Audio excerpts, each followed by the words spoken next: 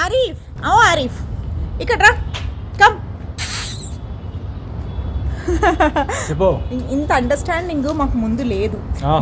అవునా కాదు, నిజం చెప్పాలి, మనం మన ఆడియన్స్ కి నిజం చెప్పాలి. అంటే నాకు ఉంది అండర్స్టాండింగ్, తనకు లేదు. స్టార్టింగ్ ఇప్పుడు వచ్చింది, ఇప్పుడు చాలా వచ్చింది. ఇప్పుడు ఎలా అంటే హచ్ కుక్కలాగా నేను తన వెంట తిరుగుతూ ఉంటాను అనమాట. Wherever he go I'll be there. అంటే when we grow together definitely maturity ఉంటుంది. ఆరిఫ్ నేను ఏమనుకుంటున్నానంటే మంచి చల్ల వెదర్, ఓకే వింటర్స్ ఇప్పుడు.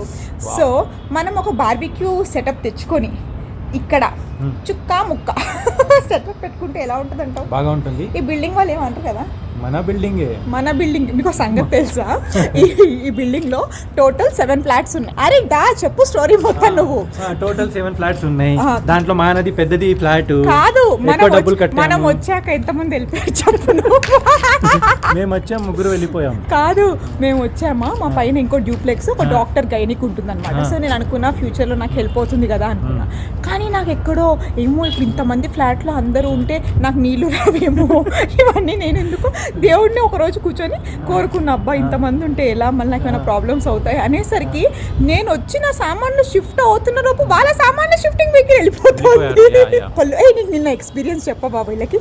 ఏం ఎక్స్పీరియన్స్? అదే నువ్వు ఫర్నిచర్ మనది వస్తుంటే నువ్వు వీడియో తీస్తుంటే ఒక స్టార్ వచ్చాడు కదా, ఉన్నాడు ఒక్కొక్క పర్సన్ ఈ ఫ్లాట్ లో. అతను కూడా కొంచెం సైకో. నేను నా వర్క్ చేస్తున్నాను, అతను మధ్యలో వచ్చి డిస్టర్బ్ చేశాడు. ఓకే, ఇలాంటివి కాదు.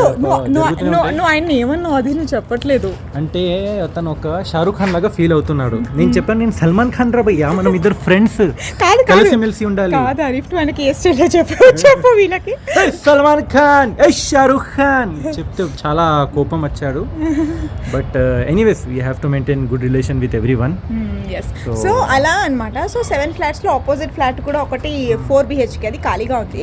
మేము ఒక బెస్ట్ ఫిగర్ చెప్పాము, అది ఒకవేళ ఇస్తే మేమే తీసుకుందాము అని. So let's see. మీకు సంగతి తెలుసా, అందరు మా దగ్గర ఏవో డబ్బులు ఉంటాయి అనుకుంటారు. మాకు డబ్బులు ఎన్నున్నా లోన్లు అన్నీ ఉన్నాయి.